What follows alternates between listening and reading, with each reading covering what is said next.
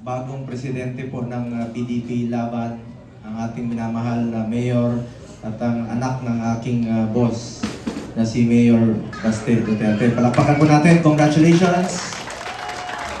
Mga kasamahan ko sa Senado, Senator Robin Padilla, sir, ang ating mga kasamahan po sa Rage Coalition headed by the Reform Party, Secretary Mike Defensor. Palakpakan po natin, sir. Speaker Bebot Alvarez from Reforma Party. Palakpakan po natin. Attorney Topacio. Palakpakan po natin. Chairman po, Acting Chairman ng PDP Laban, Secretary Albusi. Palakpakan po natin. Congressman Lian Luiste, ang anak po ng kasamahan ko sa Senado.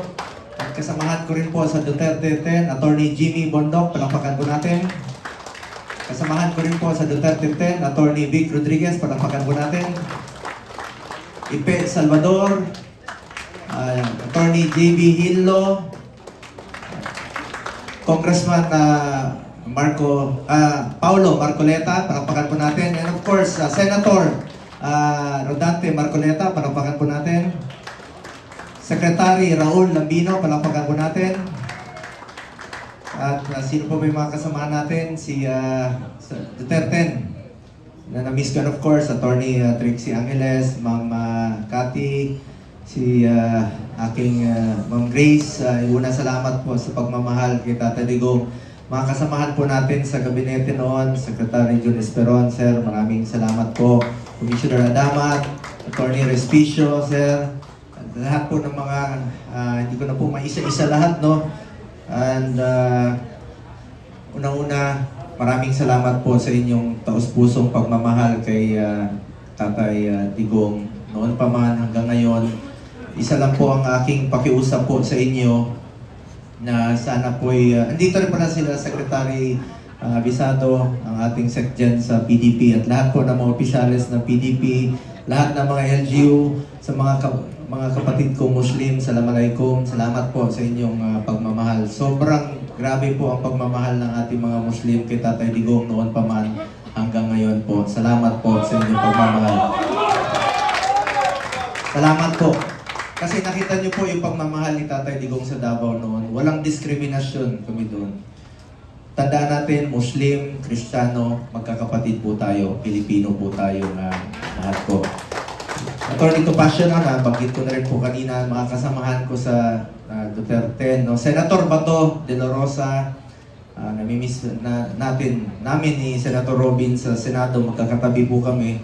Ngayon, dalawa na lang po kami doon sa likod. Para kami po yung mga dalawang number 1 na senator na nasa likod na parang basang sisyo po.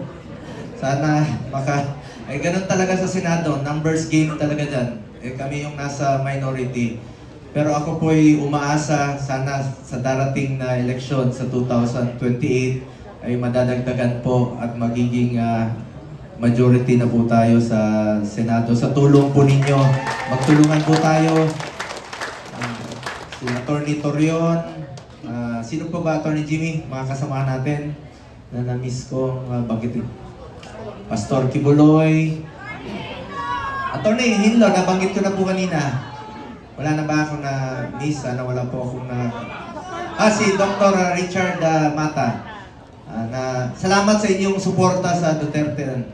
Unang-una, nais ko pong batiin at pasalamatan ang lahat ng bumubuo ng Reform Alliance for Good Governance and Accountability o RAGE Coalition.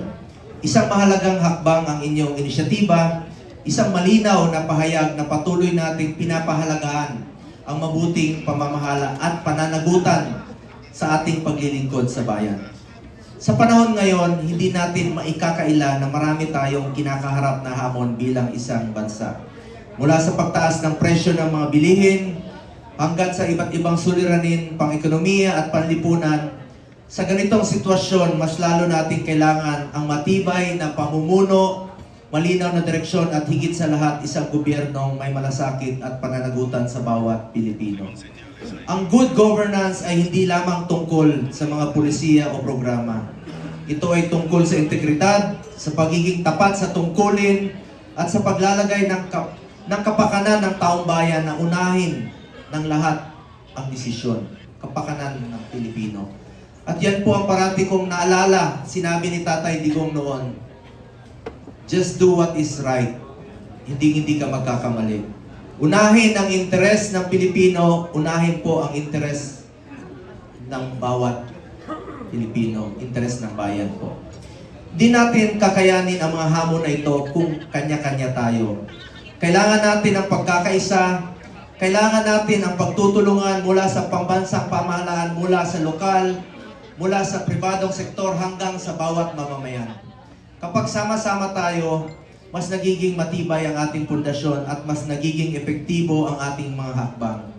Hanggang ngayon, dala-dala ko po yung simpleng payo nga ni Tatay Digong. Unahin palagi ang kapakanan ng bawat Pilipino at hindi ka magkakamali. Kaya naman sa Rage Coalition, inaasahan ko na patuloy ninyong isusulong ang mga adhikaing ito, ang pagtataguyod ng tapat, maayos at responsableng pamahalaan, naway magsilbi kayong inspirasyon sa iba pang mga organisasyon at leader na ang tunay na serbisyo publiko ay nakabatay sa malasakit, integridad at pagkakaisa. Sa huli, ang ating layunin ay isa lamang, ang mapabuti ang buhay ng bawat Pilipino. At ito ay makakamtan lamang kung tayo ay sama-samang kikilos, may isang direksyon at may pusong handang maglingkod. Ako naman po, bilang inyong senador, tahimik lang po ako nagtatrabaho rito. Galit po ako sa maling sistema. Galit po ako sa anumang uri ng korupsyon. Galit po ako sa anumang nagpapahirap sa taong bayan. May mga taong katulad ko na tahimik lamang, pero huwag ninyong ipagkamali ang katahimikan. Ang katahimikan namin ay hindi kahinaan. Ito ay pagpili ng tamang paraan at tamang panahon para lumaban. Hindi po ako maingay na tao, pero malinaw po ang aking paninindigan. Dahil sa kabila ng lahat, iisa po ang galit natin sa anumang nagpapahirap po sa bawat Pilipino. Ang aking pong ninanais sa ngayon, ang wish ko po ay makabalik tayo sa normal na pamumuhay. Ito yung panahon na napakahirap po maging politiko. 26 years po akong nanilbihan kay dating Pangulong Rodrigo Duterte. Sarap po makapaglingkod sa bayan. Ang sarap pong makatulong sa bawat Pilipino. Pero ito yung panahon na napakahirap pong maging politiko. Kaya pinagdadasal ko po, unang-una, na makabalik tayo sa normal na pamumuhay. At mangyayari po yan kung Duterte po ang mamumuno. Duterte! Duterte!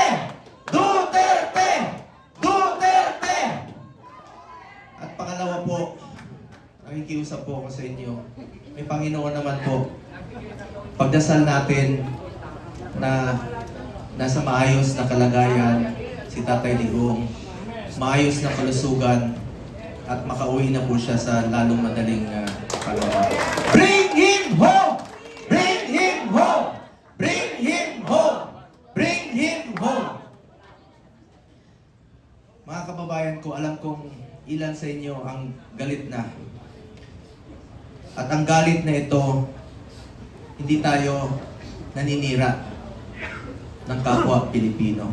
Hindi tayo naninira ng gobyerno kundi para itama ang mali at maglingkod ng tama para sa kinabukasan ng bawat Pilipino. Maraming salamat po sa Rage Coalition, sa inyong inisyatiba. Maraming salamat sa PDP Laban. At maraming salamat po sa inyong pagmamahal kay Tatay Digong. Maraming salamat po sa inyong pagmamahal kay VP Inday Sara Duterte, kay Mayor Baste Duterte, sa Duterte family. Ako naman po, alam nyo naman na sobrang mahal ko po si Tatay Digong. Sobra pa sa tatay at turing ko sa kanya. Kung mahal ko po si Tatay Digong, mahal ko rin po ang kanyang pamilya.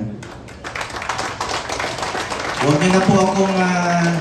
ito yung mga panahon na magkaisa po tayo para sa ating layunin. Huwag niyo na po akong pansinin sa politika. Ang importante po sa atin dito, si Tatay Digong at ang kinabukasan ng ating bayan. Maraming salamat po sa inyong lahat. Mga kababayan ko, mahal na mahal ko po kayong lahat. Dahil tandaan po natin, isang beses lang tayo dadaan sa mundong ito.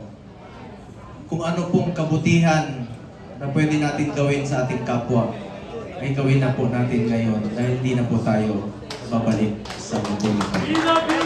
Ako po ang inyong Senator Kuya Bongo. Bukas ang aking opisina, patuloy na magsiservisyo sa inyong lahat. Dahil ako po ay naniniwala na ang serbisyo po sa tao, serbisyo po yan sa Diyos, serbisyo po yan kay Allah. Maraming salamat po mga kababayan ko. Mahal ko po kayo. Thank you so much, Sir Bongo! Maraming salamat. Palakpakan natin mga kapatid. Okay? Maraming salamat po. And at this juncture, we'd like to acknowledge all the VIPs in the house. Okay, so kung meron pa po akong hindi matawag, disclaimer lang, the Secretariat is still finalizing and still sorting the list. So, ito